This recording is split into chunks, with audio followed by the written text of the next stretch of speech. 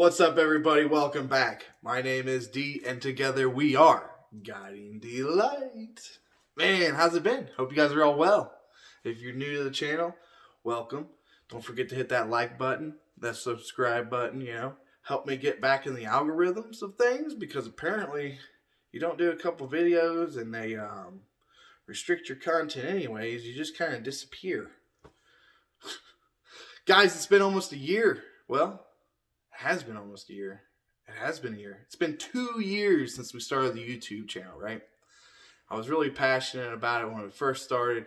There's a lot of things I want to get out there and let everybody know, right? Well, after it's all evolved, I realized there's a lot of people out there speaking this wisdom and really trying to get people on that higher trajectory of consciousness, right? That energy fluctuation is not so apparent, right? So I want to give a big shout out to all the subscribers, everybody, High Vibe Tribe, Light Team, all the good people that have surrounded me and came within my life and helped me along my journey. Like I said, we do this to offer a service to humanity because me, for one, I understand what it was like to be mentally unstable, right? It's a lot of chaos is going on. It's hard to make sense of anything. You don't really have any discernment. It's a scary place to be, right? So I've been putting myself out there. I've been doing a lot of energy sessions. I've met a lot of beautiful people, and it's been an honor and a blessing because not only I learned so much, but I've also, expanded and realized, the greater picture, the greater scheme of things that are going on, right? Obviously, some of us more older souls, if you will, right? We're stepping into this power the last 2 years, right? We've kind of come to this fluctuation where it's like, calm down. Now, what do we do with it, right? And I kind of battle that back and forth a little bit for myself. Now, when you sit there and you have an observatorial mode, right, and you're not really in a plane, but you're more outside of duality, it's very interesting because you get pulled back into these different thought forms and these different, let's call them dimensions, if you will, and you kind of get lost in the whole what are they trying to achieve, right? So for like 5D, right, people have built this glass ceiling, rightfully so, because of the ether, but it's like people want to step on top of people to be at the highest point within that dimension. But in the same sense, it's like, what are you doing, right? Sometimes I get pulled into that, right? And I like run up to the top and I'm like, hey, hey, hey, and then poke out through a little hole in the glass ceiling, and they're like, what was that? Where did he go? Oh, don't worry about it. We're still fighting for the top. And then I'll poke my head back through and I'm like, hey, you guys coming up here? What are you doing down there? You realize you can go outside the ceiling without dying? What are you guys doing, right? So it's kind of a comical thing, but in the same sense, it's really hard to put into perspective when you have a higher consciousness and a higher energy frequency and you've been granted certain keys, right? And you went through the integrity test, right? You stepped out of fear, stepped into that embodiment of the self and really explored into it. It's a humbling feeling in the same sense, but it also brings an uneasement as well because we see mistakes people make, right? And what I mean by that is maybe the 3D vessel is making the proper decisions, but the higher aspects are not in alignment, so therefore they're actually resisting, right? Picking up the cookie crumbs, right? They're always dropping cookie crumbs to keep you stimulated, to give you that feeling of eroticy, that energy running through you, but in the same sense, there's just a cookie, right? Can you produce it from your own heart? And stepping into that and getting people to understand that is kind of two different things, but in the same sense, you're doing everything you can, but you're getting resistance from above, right? And that really irks at me because it's like, why don't you guys get on board, right? Fortunately for me, I didn't really have to do it much with that because I am quite evolved older soul, and my lower aspects up to my higher aspects, it's kind of like an all-star team, right? Oh, I almost didn't say that, right? Ego's trying to kick in and trip it up, but in the same sense, it's an honor and a blessing to have all my aspects come together, right? So as we're all trying to put these aspects together, we really need to understand the quantum entanglement with our higher aspects to pull back and rein in some of that energy and that instant manifestation into the flesh, right? Well, how do you do that, right? You get out of the 4D, right? You get out of judgment. You get out of, really, judgment's a big thing, right? Because you are your worst critic, right? But the more you judge, the more people are going to judge you, right? So that who doesn't judge isn't judged, right? When you step out of that cat and mouse game, right? That's when you're pulling into that new 5D expansion consciousness, greater of the new earth, right? That's where we see both sides of the picture, but we choose to be humble and balanced as one, right? But being one and humble and balanced as one still isn't a full connection, right? We want everybody to get to 5D, but in the same sense, we want everybody to be free to have those opportunities to make decisions and desirable outcomes in our life come true, right? But here's the thing, right? You can't just get it, right? You have to test your way in, right? You have to have these initiations, right? These scenarios, circumstances. How are you going to deal with certain things, right? How are you going to react to certain things, right? Because a lot of us were emotional, right? So if I say little Johnny's puppy died, a lot of you went, oh, but a lot of you didn't really fluctuate at all because I said it so fast. But anyways, what I'm saying is, what's the emotional response like, right? Because when you have an emotional response, it's a feeling that goes out throughout the body. Well, that's connected to the mental, right? Because the emotional response fires the mental to go through the body, right? Mind, body, emotions, right? So if we think about that, the mental body was reacted by the emotional body, which ultimately reflected on the physical body. So when you're going through these higher things, and let's say maybe you get a visitor, or the Palladians come down and give you a blessing, right? Super excited, your emotions go up, your endorphins release, and you're almost burning all your juice at once, right? You don't understand it because that's kind of what you've been going for, and it's a super awesome experience, but you're having emotions, right? And it creates this roller coaster, right? Because you want to get back to that peak, right? You want to get back to that experience, but the body and the endorphins have to refill themselves, right? So when you get into a higher state of consciousness and you're seeing unworldly things and you don't have a reaction to them, well, now your chemicals are on a drip, right? You're on a reserve. Now you can navigate without flooding, right? Draining the system, right? And we get better and better at that. So having non-emotional responses, right, is going to help heal the mental body as well. Because if the emotional body is not dragging the mental around and it's actually supporting the mental for what the mental wants to do, you're going to get the encouragement from the lower body, right? When we get all three bodies put together, then we can really step into that light body and move on into the celestial body and even greater things.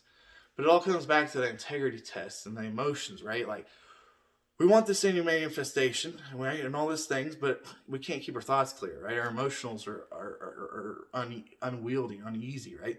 So when we reach higher states of consciousness, we're trying to pull down these magnificent things, but then what happens 2 hours later, when you spill something? Do you get all pissed off, right? I used to do it. I used to get so mad. Oh, like, I'd be cussing and stuff, and now I'm just like, okay, it happened. Clean it up, move on. No response, right? Because I'm not draining myself. I'm not letting that momentum to drain my energy, right? And so when they loose off you, when they're doing all this, they're looking for that emotional response, right? And of course, if you're still in fear, their emotional response to fear, right? That drains a lot. So to understand how the emotionals really control, I got a video out there that says how emotionals control your frequency. If you haven't seen it, I highly suggest you check it out. It's I drew out a good picture and I explained the whole little roller coaster ride we go on with our emotions, right? So we get our emotions strong, we get our mental strong, we're rising up in frequency and dimensions, we're having all these different encounters, right? When do we reach that true instant manifestation, right? And when you're not projecting, right, and you're not trying to achieve and this greatness thing, right, because you already are great, you already won, right, of course, but people get tired of hearing that. So you're pulling in, you know what you want, you're just going for like a normal day. And then it's like, well, I like this. It appears, right? But if you sit there and you're like, I want this, I want this, I want this, what you're putting it into these thoughts, right? And it starts real small and it grows real big. Well, when it's really big, it's really desirable, right? You have a huge desire for this to happen, but it can't happen because you've already made it so big, right? So now it's got to break itself down, right? It's got to form into that perfect molecule, and it's got to integrate into you in order for it to happen, right? So when you're free of thoughts and you're flowing, right? You're in that vortex, you're grooving. One thought pops out. It's minute. And it's what I want. It's there. And instead of multiplying it, you bring it back, right? When you bring it back, it happens. So there's obviously all these thoughts out there. There's all these different wavelengths that we're going on. It's just important to understand that, guys. It's been a very big key thing for me in my journey, and understanding that because you desire it, you think about it more, you're actually pushing yourself away from it. But in the same sense, if you have the desire, you create the thought, you build it up big, and then you work, right? You work on achieving it. Well, you're breaking that down, right? And you're taking all of those complexities and coming up with the perfect solution, right? And this is needed. Absolutely, right? So like on our day-to-day stuff, even for me at work, you have to come up with these scenarios and these groupings in order to have those outcomes that are most desirable. But let's go way high mind here for a second, okay? So you have 5 different ways to do something. Every single way gets it done. How do you choose the best one, right? Well, what's in most alignment with all of your aspects, right?